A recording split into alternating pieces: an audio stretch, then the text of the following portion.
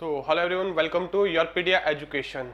ये वीडियो में हम बात करेंगे आईपीआर के इंटरव्यूज के बारे में जो हो रहे हैं पोजीशन साइंटिफिक असिस्टेंट बी के लिए in the discipline of civil, electrical, mechanical, electronics, physics. This all are disciplines are there जिसके लिए इंटरव्यूज चल रहे हैं। जैसे कि डेट यहाँ पे मेंशन्ड है, जो आपका सिविल का है वो आपका 3 जुलाई को होगा और मंडे को होगा, राइट। तो जो भी डिप्लोमा के स्टूडेंट्स आईपीआर का इंटरव्यू प्रिपरेशन कर रहे हैं, तो आपके पास अभी इतना टाइम नहीं रहता है, तो उस टाइम में कैसे आपको रेलेवेंट कंटेंट को और रेलेवेंट रिसोर्सेज से प्रिपेयर करना है और as per the requirement of IPR जो आपका वहां पे पोजीशन होने वाला है साइंटिफिक असिस्टेंट, उसके पॉइंट ऑफ व्यू से आपको किस लेवल तक किसी टॉपिक को प्रिपेयर करना है। Let us suppose if I take example of physics, तो एक्सरे एक छोटा सा सेक्शन है जो आप 12th क्लास में प्रिपेयर करते हो, 12th क्लास में पढ़ते हो, राइट। एमएससी लेवल पे वो टॉपिक आप बहुत एडवांस लेवल में पढ़ते हो।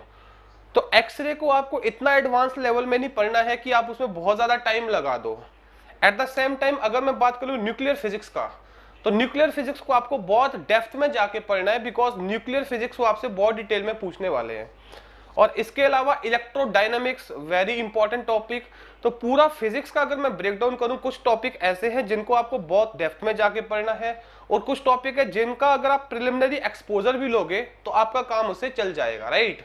तो ऐसे ही सिविल इंजीनियरिंग स्टूडेंट के लिए और ऐसे ही मैकेनिकल बैकग्राउंड के स्टूडेंट के लिए और ऐसे ही बाकी ब्रांचेस के लिए। तो अगर आप इलेक्ट्रॉनिक्स से दे रहे हो तो इलेक्ट्रॉनिक्स में आपका जो बैकग्राउंड है बेसिक इलेक्ट्रॉनिक्स, आपने शायद सॉलिड स्टेट डिवाइस या सॉलिड स्टेट फिजिक्स नाम से एक सब्जेक्ट पढ़ा होगा, जहां पे आप कंडक्टर, इंसुलेटर, सेमीकंडक्टर, उनका differentiation on the basis of the Ben diagram पढ़ते हो, on the basis of the electrical property पढ़ते हो, बेसिक करंट का इक्वेशन क्या होता है, ड्रिफ्ट क्या होता है, डिफ्यूजन क्या होता है, दोनों में क्या डिफरेंस है, राइट। तो कौन कौन से बेसिकली फैक्टर है जिसके ऊपर ये करंट प्रिडोमिनेटली आपके बेस्ड होते हैं या फिर उसके ऊपर डिपेंड करते हैं। इसके अलावा आपके पास जितने भी तरह के एम्पलीफायर्स आपने पढ़े हैं, उन एम्पलीफायर्स का क्या इनपुट रेजिस्टेंस रहता है, आउटपुट रेजिस्टेंस रहता है, क्या उनका पावर गेन रहता है, क्या उनका वोल्टेज गेन रहता है, क्या उनका करंट गेन रहता है। तो आपको बहुत ज्यादा डेप्थ एनालिसिस में नहीं जाना है, फंडामेंटल लेवल पे चीजों को प्रिपेयर करना है।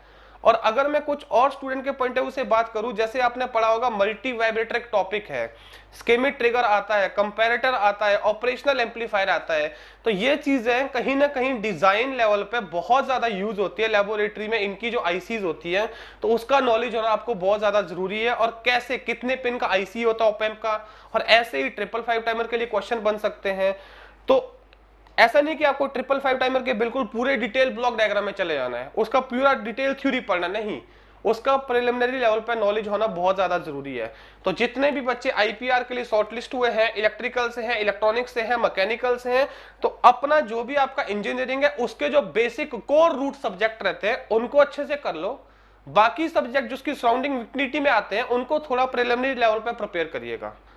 तो गाइस अभी आपके पास आई गेस 8 से 10 दिन और है या 15 दिन के आसपास रहे होंगे, तो उसमें बहुत अच्छे से आप चीजों को प्रिपेयर कर सकते हैं, प्रोवाइडेड कि आपने अच्छे से कैटेगराइज करा है कौन सी चीजें आपको बिल्कुल बहुत डिटेल में प्रिपेयर करना है और कौन सी चीजों को बहुत बेसिक लेवल पर प्रिपेयर करना है, राइट। तो इंटरव्यू प्रिपरेशन के लिए योरपीडिया एजुकेशन ने अपना एक मॉड्यूल लॉन्च करा है for the diploma student exclusively. तो उसमें आपको कुछ टेक्निकल मेंटर्स के साथ अपॉर्चुनिटीज मिलेगा इंटरेक्ट करने का, 1-on-1 टेक्निकल सब्जेक्ट से रिलेटेड आपका वहां पर रिव्यू रहेगा, फीडबैक रहेगा, आपसे कुछ सवाल पूछे जाएंगे और उनके आपको आंसर देने होंगे। अगर मेंटर को लगता है कि आप आंसर एक्यूरेटली नहीं दे पा रहे हो, तो आपको करेक्शन दिया जाएगा उसमें और आपको बताया जाएगा कहां पे चीज मिसिंग थी, आपको कौन सा रिसोर्स इसके लिए अभी प्रेफर करना है कि आप बहुत कम टाइम में उसको प्रिपेयर कर पाओ। देखो जब भी हम किसी टॉपिक को पढ़ने जाते हैं ना यार, उसके बहुत अलग अलग बेसिकली हमारे पर्सपेक्टिव रहते हैं। अगर हम इंटरव्यू पॉइंट ऑफ व्यू से जाएंगे तो आपको इतना ज्यादा टाइम नहीं देना होता किसी टॉपिक को, आपको उसके बिल्कुल प्रिंसिपल, उसकी कंस्ट्रक्शन, उसकी फिजिकल इंटरप्रिटेशन, उसकी वर्किंग में क्या एजम्पशन, इन सबको ही ध्यान में रखना होता है, कोई डिटेल डेरिवेशन में नहीं जाना है। तो ये सारी टैक्टिक्स आपको योरपीडिया एजुकेशन के जो मेंटर होंगे वो डिलीवर करेंगे। और एट द सेम टाइम यही पूरा प्रोसेस आपके नॉन टेक्निकल पार्ट जो रहता है, जिसको हम एचआर पार्ट कहते हैं, उसमें भी ये चीजें आपको डिलीवर करी जाएंगी, right. So we wish you all the best, thanks.